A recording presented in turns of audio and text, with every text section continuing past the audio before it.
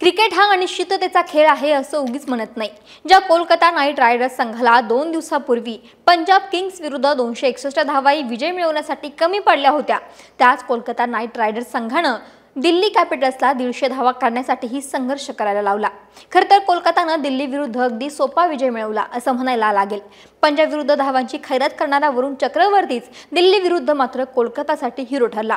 त्याने दिलेल्या धक्क्यामधून दिल्लीला सावरता आलं नाही। खरं तर टॉस वेळी दिल्लीचा कर्णधार ऋषभ पंतनं पहिलं बॅटिंगचा निर्णय घेतलेला। त्यानं त्यावेळी पिच कोरडा आहे आणि स्पिनर्सला मदत होईल असंही सांगितलेलं, पण कोलकाताच्या कर्णधाराचं मत होतं नंतर पाठलाग करणं सोपं आहे, त्यामुळे त्याला आधी बॉलिंग घ्यायची होती आणि पंतनं बॅटिंग घेतल्यानं त्याच्या मनासारखं देखील झालं।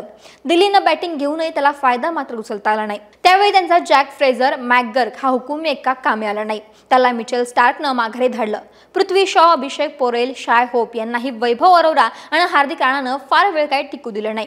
दिल्लीची वरची फळी गडगडल्यानंतर मधल्या फळीवर दडपण येत होतं आणि त्याचाच फायदा वरुण चक्रवर्तीनं उचलला। त्यानं फिरकीचं जाळं विणलं आणि त्यात ऋषभ पंत, ट्रिस्टन स्ट्रक आणि कुमार कुशाग्रला अडवलं।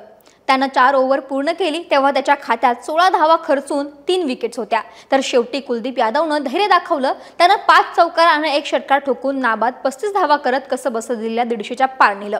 त्यांच्या खेळीनं 20 षटके झाले तेव्हा दिल्लीचा स्कोर होता 20 ओव्हरमध्ये 9 बाद 153 धावा। त्यामुळे कोलकाताला विजयासाठी हव्या होत्या अवघ्या 154 धावा। कोलकाताकडून गेल्या काही सामन्यात आक्रमक सुरुवात करणारा सुनील नारायण या सामन्यात मात्र शांत होता, पण असं असलं तरी दुसऱ्या बाजूनं फिलिप स्टॉलची बॅट मात्र तळपत होती। त्यानं 26 चेंडूतच अर्धशतक झळकावलं आणि कोलकातानंही 6 षटकातच 70 धावा स्कोर बोर्डवर आणल्या। इतकी चांगली सुरुवात मिळाल्यानंतर कोलकाता सहज विजय मिळवेल असं वाटत होतं, पण अक्षर पटेलनं सॉल्ट आणि नारायणची विकेट घेतली। दिल्लीच्या आशा पल्लवित केल्या, त्यातच रिंकू सिंगलाही लिचाद विल्यम्सनं माघारी धाडलं। पण तरी दिल्लीनं पुरेशा धावा केल्या नसल्यानं बॉलर्सकडे बचावासाठी फार काही उरलं नव्हतं। मधल्या ओव्हर्समधील पडझडीनंतर कोलकाताचा ड्राव श्रेयस अय्यर आणि व्यंकटेश अय्यरनं सावरला। त्यांनी नंतर नाबाद अर्धशतकी भागीदारी करत 17व्या षटकातच कोलकाताच्या विजयावर शिक्कामोर्तब केला।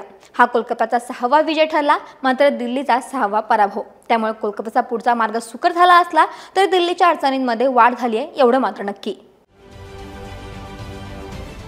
महाराष्ट्रातील सर्व बातम्यांचे विश्वासार्ह व्यासपीठ, सकाळच्या सर्व सोशल मीडिया प्लॅटफॉर्मला लाईक, फॉलो आणि सबस्क्राईब करा। तसंच सर्व नोटिफिकेशनसाठी बेल आयकॉन प्रेस करायला विसरू नका।